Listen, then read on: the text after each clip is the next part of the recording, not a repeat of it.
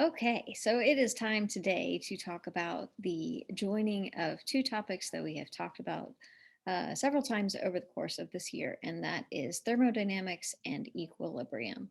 So we've just finished talking about free energy and how to use it to determine whether or not a reaction is spontaneous.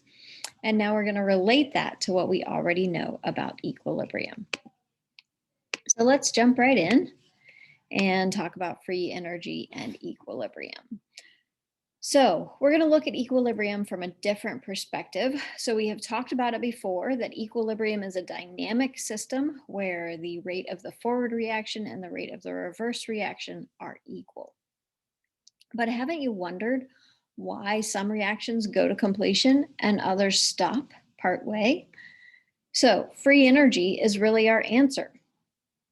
The equilibrium point, that point where the rate of the forward reaction and the rate of the reverse reaction become equal, occurs when the free energy available to the reaction system is at its absolute lowest. So, like everything else in chemistry, that's all driven by energy and giving away the most energy possible, also known as increasing the entropy of the universe as much as possible. So our equilibrium point, where that comes, is really determined by the decrease in free energy or the making available of free energy. Now notice that we have a delta G here without the naught symbol, and that's really important because we know that delta G naught is at standard conditions, and that means that the temperature is 25, the molarity of the solutions is 1, all of the reactants are completely converted to products. That would be a delta G naught, but this is delta G, and that's at the current conditions. And so at equilibrium, delta G, again, not standard delta G, but delta G is equal to 0, and Q is equal to K. And we've talked about Q being equal to K at equilibrium before, but now we're adding this new idea that the delta G, the change in free energy at equilibrium, is 0. So if we were to look at a few specific situations, and our standard delta G. So if our standard delta G for a reaction is 0, then that would mean that K would be equal to 1. And that would mean that the amount of products and the amount of reactants would be equal.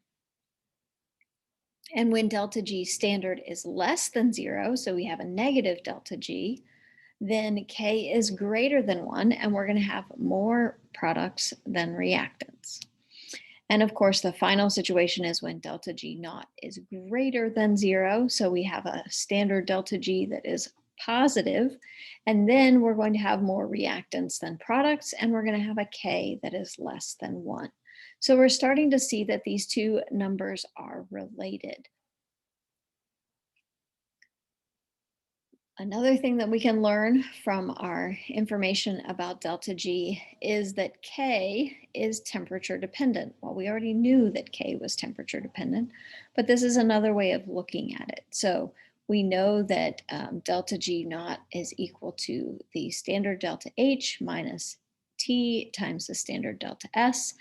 We're also going to get into the idea that the standard delta G is equal to the opposite of R times T times the natural log of K, and we'll come back to this.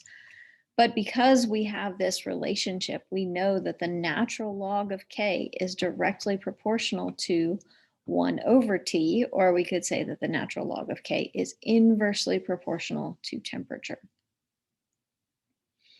So how do we get to this temperature dependence of K? How do we get to this equation where the standard delta G equals negative RT natural log of K?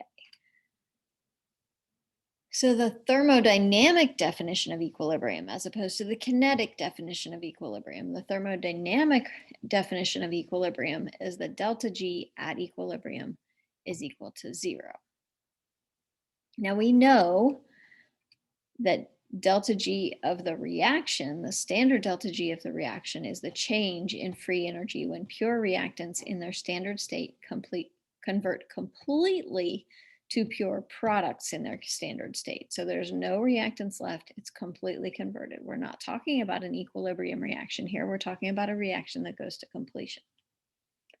We also know that product favored systems are going to have Ks that are larger than 1. So we can see from that that both the standard delta G of the reaction and the K are related to reaction favorability. Are we going to have more reactants? Are we going to have more products? So product favored equals spontaneous. Reactant favored equals non-spontaneous. KEQ is related to the favorability of the reaction. The larger the value of K, the more negative the value of delta G is going to be.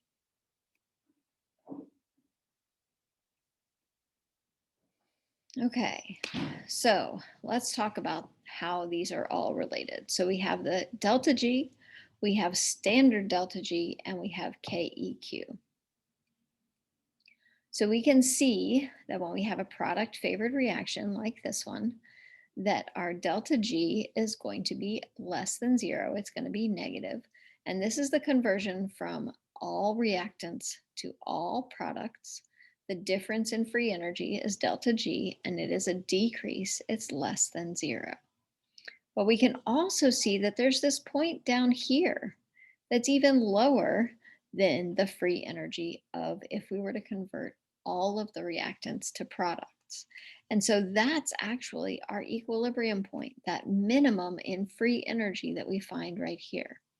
And so we can see that the delta G naught, the standard delta G, is less than 0, but that this delta G, the delta G when we go to equilibrium, is actually even more negative. It has a larger magnitude. And so because everything in chemistry is driven by energy, we're going to have a situation where both products and reactants are going to be present because that's more stable. It is a lower energy state than complete conversion of reactants to products.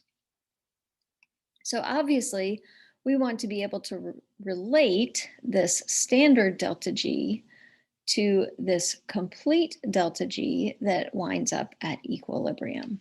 And so we are going to write this as a as a mathematical expression where the delta G of the reaction is equal to the standard delta G of the reaction plus this expression RT times the natural log of Q, where Q is the reaction quotient. We're familiar with the reaction quotient. We wrote it all through equilibrium. Algebraically, it is the exact same as K, but it's at any point in the reaction. So we know that when we are at equilibrium, that delta G is 0. And so if we replace delta G, and when we're at equilibrium, not only is delta G 0, but Q and K are the same. And so we can substitute in a 0 here and a K here, and we can solve for that standard delta G of the reaction. And it equals negative RT times the natural log of K. This is that equation that I used at the beginning of our presentation here and said we would come back around to it. And in this case, R is 8.31 joules per mole Kelvin, or 8.314. Remember, we have lots of different values of the gas law R. We want to make sure that we're using the correct R value here. And because we're working with energy, we want to use the R value that has the joules in its units. So we're going to use the 8.314 joules per mole Kelvin. T, of course, is going to be in Kelvin, K is unitless, and delta G is going to be in joules per mole. Frequently, delta G is given in kilojoules per mole, so we do need to make sure that we pay attention to the units. So this is one expression. This is on your equations and constants sheet, but this will allow me to calculate a standard delta G if I'm given K. What if I want to go the other way? Well, in that case, I would need to solve for K. And solving for K gives me the expression that K is equal to E to the negative delta G over RT. So that gives us our expression for delta G, calculating delta G if we're given K. It also gives us our expression for calculating K if we're given delta G. And we'll practice with some problems with that tomorrow. Now, we've talked about the fact that we have reactions that are thermodynamically favorable and reactions that are thermodynamically unfavorable. Is there a way to make thermodynamically unfavorable reactions happen? Well, of course there is. And this being chemistry, it all comes down to energy. And so we can couple reactions together. We can take multiple reactions as long as they contain a common intermediate and they add up to give us the overall reaction that we desire. We can couple reactions together and we can get an overall negative delta G. And that will cause those reactions, all of those reactions to happen. We can couple one, or we can couple two or three or even four reactions together. This is really common in biological systems. So we have this example down here that the glycolysis of glucose, or the breaking down of glucose to generate energy, is used inside cells in the ATP-ADP cycle, or the phosphorylation cycle. So it combines a phosphate with ADP to make ATP. Now this is an exergonic reaction, an endergonic reaction. It requires energy, but the energy that it requires is being given by the glycolysis of glucose. And then that energy that was put into this reaction is frequently used in another reaction. So the formation, for example, of polypeptides from amino acids, which you might recognize the polypeptides as the building blocks of proteins. And so all of this needs to happen inside cells. We can't make these reactions happen by adding energy in the form of heat. So we have to find another way of providing that energy. And the way that that happens is through these coupled reactions. So, as I said, very, very common in biological systems. They can also be driven by an outside power source, and they are very common in electrolytic cells as well as in industry. So when we talk about a coupled reaction, it's important to recognize that when we talk about coupled reactions, we have to have that common intermediate, and the reactions have to add up to give us the balanced overall reaction and a negative overall delta G. As always, if you have any questions, let me know.